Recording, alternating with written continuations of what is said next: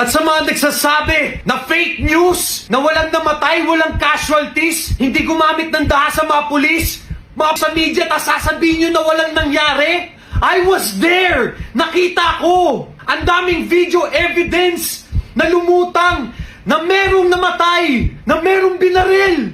At yung mga pulis, naintindihan namin, naintindihan ko yung tungkulin ninyo, pero hindi naman kayo mga robot, di ba? May mga puso kayo. Kapwa Pilipino nyo yan. Dahil sila mga biktima lang rin sila ng baha. At mga bata yan. Mabuti pa nga yung mga kabataan pinaglalaban itong bayan na to. Daw baril na pumutok at wala daw namatay noong September 21 sa mga nagpoprotesta sa Medjola.